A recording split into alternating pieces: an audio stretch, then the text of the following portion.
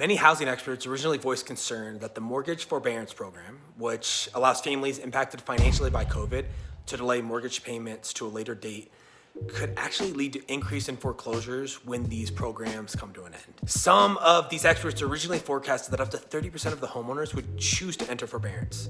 However, less than 10% actually did, and that percentage has been dropping steadily. Black Knight recently reported that the national forbearance rate has decreased to 5.6%, with active forbearances falling below 3 million for the first time since mid-April. Now, many of those still in forbearance are actually making timely payments, and Christopher Maloney of Bloomberg Wealth recently explained it this way. Almost 1/4 of all homeowners who have demanded forbearance are still current on their mortgages, or at least that's what the current data is telling us. However, since over 2 million homeowners are still in forbearance, some experts are concerned that this might lead to another wave of foreclosures like we saw a little over a decade ago during the Great Recession. But here's why this time is a little bit different. There will be very few strategic defaults.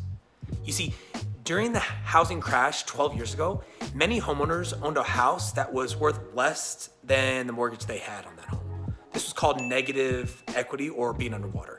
So many decided that they would just stop making their payments and walk away from the house, which then resulted in the bank foreclosing on the property. These foreclosures were known as strategic defaults, and today the vast majority of homeowners have significant equity in their homes.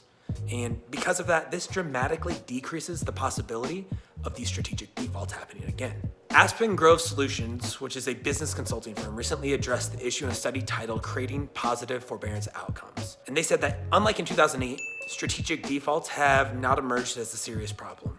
And it seems unlikely to emerge given stronger expectations for property price increases, a record low inventory of homes, and stable residential underwriting standards leading up to the crisis, which has reduced the number of owners who are underwater. Plus, there are other options that were not available the last time. A decade ago, there wasn't a forbearance option, and most banks did not put in other programs like modifications and short sales until the very end of the crisis. But today, homeowners have several options because banks understand the three fundamental differences in today's real estate market as compared to 2008. The first one is that most homeowners have substantial equity in their homes. Number two, the real estate market has a shortage of listings for sale. In 2008, homes for sale had flooded the market. And number three, prices are appreciating, whereas in 2008, prices were depreciating dramatically. These differences, right? These are the differences that allow banks to feel comfortable giving options to homeowners when they're exiting one of these forbearance programs. And Aspen Grove broke out some of these options in a study that I mentioned above. The first option is a refinance repay option. And how this works is at a certain point in time, at the end of the forbearance period, your unpaid interest is added to your loan's current principal. And from that point, your interest will now be calculated on this new amount. For borrowers who have strong credit, have good or improved equity in their homes, possibly had a higher interest rate on their original loan, have steady employment, no significant wage loss in income, this is a really great option. The second option is a repayment plan. You pay back your mortgage in higher monthly payments. So for people who cannot reinstate using savings, but have increased monthly income and do not want to use a deferral program, this could be an option for them. Lastly is a deferral program.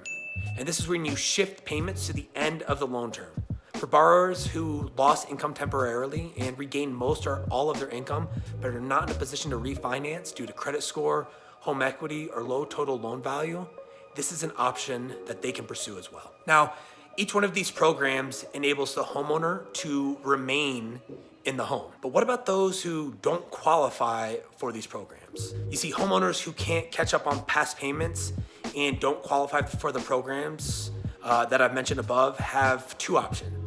One, sell your home, or two, let it go to foreclosure. Now, some experts think most will be forced to take the foreclosure route. However, when you start to examine the data, it doesn't really look that way, right? A decade ago, homeowners had very little equity in their homes. Therefore, selling wasn't an option unless they were willing to tap into their limited savings to cover the cost of selling a home, like real estate commission, closing cost, and any potential attorney fees. Now, without any other option, many just decided to stay in their house until they were served a foreclosure notice. But today is a different, right? Most homeowners now have a large amount of equity in their homes. they will most likely decide to sell their home and take that equity rather than wait for the bank to foreclose. In a separate report, Black Knight highlighted this issue. In total, an estimated 172,000 loans are in forbearance, having missed 3 or more payments, and under those plans have less than 10% equity in their homes. So in other words, of the millions currently in a forbearance plan, there are few that are likely to become foreclosure. So here's the truth. Some analysts are talking about the future foreclosures reaching 500,000 to over 1 million. But with the options that today's homeowners have, that doesn't seem likely. If you have questions about these, or if you have any questions about the market as a whole, please feel free to reach out. I'm here to be a resource and answer any questions that you might have. Take care, y'all.